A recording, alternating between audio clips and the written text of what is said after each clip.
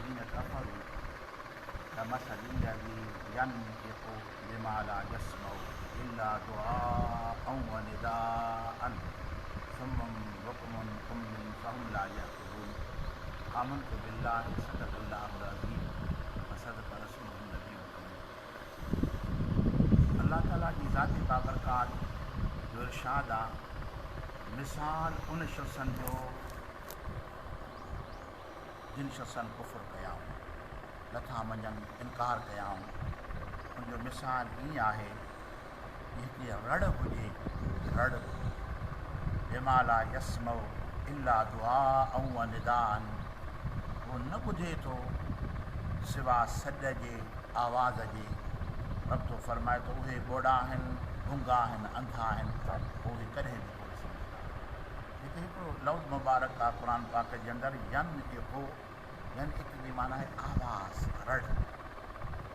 इन इंसान जे ज़बान मां इहे अहिड़ा लफ़्ज़ निकिरंदा आहिनि के माना वारा हूंदा आहिनि, के अहिड़ा लफ़्ज़ निकिरंदा आहिनि के बग़ैर माना वारा हूंदा आहिनि। मसलन कंहिं जानवर खे ॾिठकर हुजे, इहो हिकिड़े क़िस्म जो आवाज़, अरबी में इहो सौत आहे, पर इन जी का माना कोन्हे, का माना न आहे।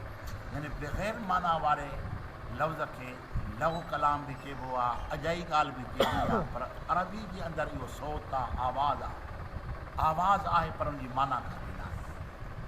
अल्लाह ताला जी ज़ाती बाबरकात हिन जी त काफ़िर जेके आहिनि, जेके इनकार कनि था इस्लाम जो, दीन जो, क़ुर जो, अल्लाह जे हबीब जो इनकार कनि था, उहे उनजे अॻियां तूं क़ुर पाक जी तिलावत कर, तबलीग कर, हदीस उन्हनि खे ॿुधाए, सिर्फ़ु आवाज़ ॿुधनि था, सिर्फ़ु आवाज़, पर बग़ैर माना वारो।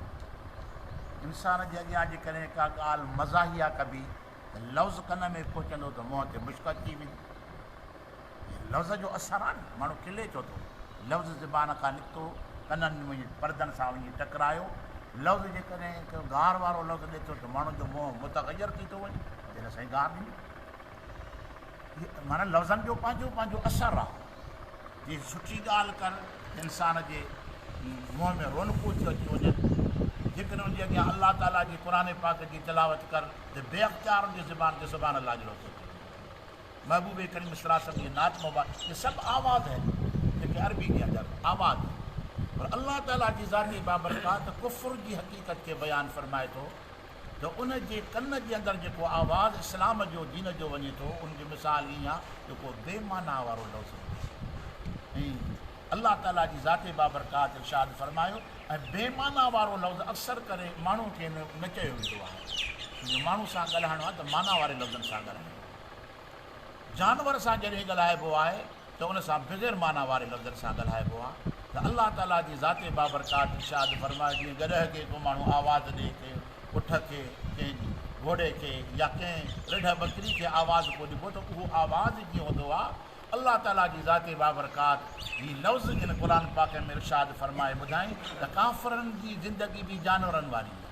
इहे बि हिकिड़े क़िस्म जा जानवर आहिनि, ऐं जानवर सिर्फ़ु ॾिठ करे सम्झंदो आहे त हाणे मालिक मूंखे हकले थो, हेॾे काहे थो वञे, या जानवरनि वारी ज़िंदगी आहे। ख़ुदा मिसाल ॾिठो पियो, माना इंसान हक़ीक़ी उहो आहे जेको अल्लाह जी दीन खे सम्झे, अल्लाह जे क़ुर खे सम्झे, इस्लाम खे सम्झे, इहा इंसानियत आहे।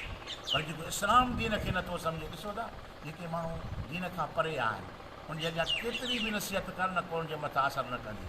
जानवर चइबो त जानवर खे ॾिठ करे हकल ॾे त बि मुंहुं वराईंदो त भाउ हिन पासे ॾे मूंखे मालिक हाणे हकले थो पियो, त उतां भाॼ खणी कंदो। पर माण्हू जी कन ते कंदा न, जूं बि नथी चुरे। मिसाल ॾिबो आहे, छो मानो थियो त उलाइक कल अनाम बल हुम अदल्लो। अल्लाह ताला जी ज़ाती बाबरकात इरशाद फरमाए त इहे जानवरनि खां बि बदतर आहिनि। यानी दीन खां सवा का ज़िंदगी न आहे, इस्लाम खां सवा का ज़िंदगी न आहे, अल्लाह जे क़ुर पाक खां सवा का ज़िंदगी न आहे। अल्लाह ताला माण्हुनि जी हक़ीक़त खे बयानु फरमाए थो जेके कुफ़र जे उदाहरण में किरियल आहिनि। अल्लाह ताला जी ज़ाती बाबरनि जी त बेईमाना ज़िंदगी आहे, जानवरनि वारी ज़िंदगी आहे, पर जानवरनि खां बि बदतर ज़िंदगी आहे। ख़ुदा ताला जी ज़ाती बाबरकात फरमायो त इहा मिसाल काफ़रनि जो कीअं आहे। फरमाए त सुम्मुम बुकमुन उमयुन, इंसान जे अंदरि इहे वॾियूं सलाहियतूं आहिनि। ॿुधणु हिकिड़ी अहिड़ी अज़ीम कुवत आहे, जेकॾहिं इहा उनखां सलट थी वञे त माण्हू केॾो मोहताज आहे। ॿी ॻाल्हाइण वारी कुवत जेका आहे अलाह जेका ॾिनी आहे, इहा बि अलाह जी अज़ीम नेमत आहे। ऐं उनखां अलावा ॾिसण वारी जेका आहे, इहा त वरी इन ॿिन्ही शयुनि ज़रूरतुनि खां बि वधीक आहे। ॻाल्हाइण खां ॿुधण खां इन खां वधीक इंसान जंहिं शइ जो मोहताज आहे उहो ॾिसणु आहे। छो जो न ॿुधंदो न ॻाल्हाईंदो पर अखियूं हूंदसि त बि पंहिंजी ज़िंदगी कुझु आसान भलायूं करे वठंदो। अलाह ताला जी ज़ाते बाबरकात फत जेके कुफर जी दुनिया में रहनि था उन्हनि खां इहे टई शयूं फसियल आहे। सम्झनि त छा थी सम्झनि, छो जो ॿुधण जी कुवत उन में कोन्हे की, ॻाल्हाइण जी कुवत कोन्हे, उन में ॾिसण जी कुवत कोन्हे। पर फरमाए त आख़िर में त फ़हम ला या किलोन उहे सम्झंदा ई कोन, यानी सम्झ वारी कुवत बि उनजी ज़ब्त थियल आहे। अलाह ताला जा लख अहसान आहिनि जेके अलाह ताला जी ज़ाते बाबरकात पंहिंजो दीन नसीब फरमायो, इस्लाम नसीब फरमायो, पंहिंजे महबूब जी मार्फत नसीब फरमाई, या अलाह ताला असांखे अज़ीम दौलत अता फरमाई। या मालूम थियो त इन शयुनि खां सवाइ इंसान जा इहे सभु सलाहियतूं बेकार आहे। असांजो ॾिसणु, असांजो ॿुधणु, असांजो ॻाल्हाइणु कारगर तॾहिं आहे जॾहिं असां दीन में ज़िंदगी गुज़ारियूं, इस्लाम में ज़िंदगी गुज़ारियूं। अलाह ताला जी ज़ाते बाबरकात इहे नेमतूं ॾिनई, पर इन नेमतुनि मां सही फ़ाइदो उहो थो वठे जेको इस्लामी ज़िंदगी गुज़ारे थो। हुन में कॾहिं कॾहिं बि ज़बान ते का सुठी ॻाल्हि हुजेसि, दीन जी ॻाल्हि हुजेसि, गुंगे हुजण खां बची कोन्हे। हिकिड़ी क़ुर पाक जी आयत जेकॾहिं पकी करे कंहिंखे ॿुधाई, हिकु हदीस ॿुधाई त बि गुंगे हुजण खां बची कोन्हे। पर हुनजे कननि जेकर हक़ जी ॻाल्हि ॿुधी ऐं रुॻो सुभाणे अलाह की, सुभाणे अलाह न चए रुॻो कंध लोॾे त बि दीन जी ॻाल्हि ॿुधी त बि ॿोॾे हुजण खां बची पियो, अंधे हुजण खां बची पियो। जेकॾहिं राह हक़ खे सम्झी अमल न कई, पर इस्लाम खे हक़ सम्झे थो, दीन खे हक़ सम्झे थो पियो, इहा बि सुठी सलाहियत आहे। अलाह ताला जी ज़ाते बाबरकात फरमायो त उन्हनि में फ़हम ईंदो कीअं, छो जो फ़हम जे लाइ ज़रूरी आहे हिन शयुनि जो हुजणु ज़रूरी आहे। जेको माण्हू ॾिसी बि न सघे, ॿुधे बि न, ॻाल्हाए बि न, उहो त का शइ हासिलु नथो करे सघे। छो जो इहे ज़राए अलाह ताला असांखे अता फरमाइनि हुसूल जे बाद, जॾहिं हुसूल वारियूं शयूं ख़तमु थी वञनि त हुन में अकुल किथां ईंदो, सम्झ किथां ईंदी। अलाह ताला जी ज़ाते बाबरकात असां मुस्लमाननि खे कुफर वारी ज़िंदगी जो मिसाल ॾेई सम्झाए थो पियो त मुस्लमान तो में कुफर में कहिड़ो फ़र्क़ु आहे, मोमिन तो में ऐं ग़ैर इस्लाम ग़ैर मुस्लिम जे अंदरि कहिड़ो फ़र्क़ु आहे, ऐं अलाह ताला केॾो बहितरीनु मिसाल ॾिनो। दुआ आहे त अलाह ताला असांखे अमल जी तौफ़ीक़ अता फरमाए। वमा तौफ़ीक़ी इल्ला बिल्लाह।